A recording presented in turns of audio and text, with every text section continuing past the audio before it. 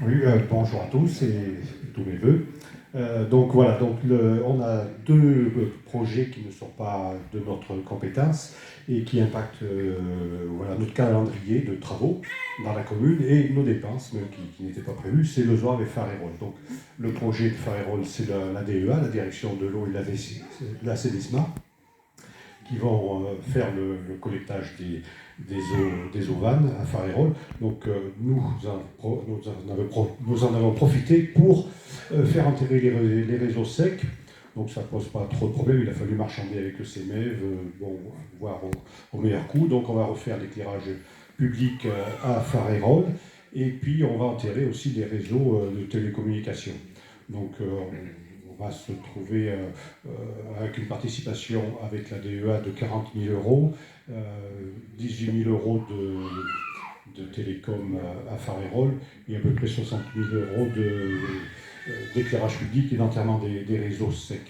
Et puis autre projet, c'est donc le ZOAV. Quand nous sommes arrivés il y a 2 ans, on voulait sécuriser ce ZOAV qui est quand même un lieu où qui est limité à 70, mais avec une ligne blanche, mais qui n'est pas très respectée, ni la limitation ni la ligne blanche, et il y avait un problème de sécurité.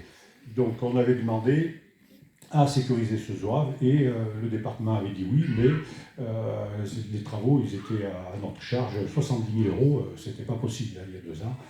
Et on avait aussi demandé à OCD, au SDE, au syndicat d'énergie, d'enterrer l'électricité au ZOAV. Là aussi, les sommes étaient faramineuses, c'était pas possible. Et on a eu la chance que les réseaux étaient un peu faibles au ZOAV, les réseaux électriques. Donc le CNEV, le syndicat d'énergie, a décidé de renforcer son réseau et pour l'occasion de l'enterrer. Reste le problème de France Télécom qui, au lieu de 18 000 euros par exemple à Farérol, nous demande 30 000 euros aux ZOAV. Donc c'est pas possible, on ne va pas enterrer les réseaux aux ZOAV. Et le département a décidé de faire un aménagement des routes à partir du puits et faire des routes avec des déplacements doux qui sont concrétisés par des pistes cyclables. Et c'est cette portion Espaly de ZOAV qui a été choisie pour être la première expérience. Donc on aura un aménagement de la route, vous avez dû le voir peut-être sur la presse, et puis donc des travaux qui vont durer 4 mois entre Espaly et le ZOAV. Et à cette occasion, on va refaire la sécurisation au niveau des habitations du ZOAV pour sécuriser le déplacement. Il y a pas mal de gamins qui descendent prendre le car scolaire et qui sont exposés à pas mal de risques le long de cette route. Donc on va, au niveau des habitations, il va y avoir une zone partagée entre les piétons et les cyclistes. Et la participation qui nous est demandée va chuter de 70 000 euros, comme ça avait été chiffré au départ, à 29 262 et 20 centimes, voilà, hors taxe, pour cette sécurisation des... j'ai réalisé mes chiffres dans la semaine. Voilà, donc, voilà. Mais alors, vous attendez pas un printemps très gai pour aller au travail au puits. Ça va... Alors, lundi, ça va commencer par les travaux de EGEV, qui va déposer, donc enterrer ces lignes électriques et puis faire le changement d'éclairage public. Mais les travaux pour la route elle-même, ça sera un petit peu plus tard, mais ça va être 4 mois. Donc 3 semaines de fermeture complète, voilà, pour refaire les ponts au fond du ZOAV et au fond à la sortie d'Espaly, ou à l'entrée, ça dépend dans quel sens vous allez, quoi.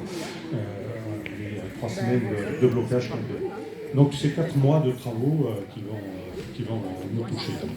Voilà un petit peu sur... Et puis on a aussi la sécurité, aussi, vous avez peut-être vu qu'on va essayer de sécuriser, pour faire prendre conscience aux gens, donc pas une zone 30, c'est très bien qu'on ne va pas demander aux gens de rouler à 30, mais prendre conscience que quand on est dans un village, il faut lever le pied. Voilà. Malheureusement, enfin, les gens respectent à peu près dans l'ensemble, mais on a toujours quelques inconscients qui passent un petit peu trop vite. Et puis suite à une série d'accidents dans Farérol, on a pris un peu le taureau par les cornes. On a fait une zone 30 à Farérol. Ça fait râler un petit peu, mais ça fait prendre conscience aussi.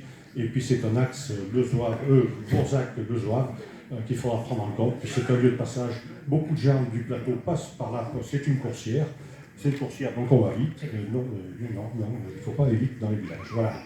On fera aussi sur vos accords par la suite. Voilà un petit peu. Pour la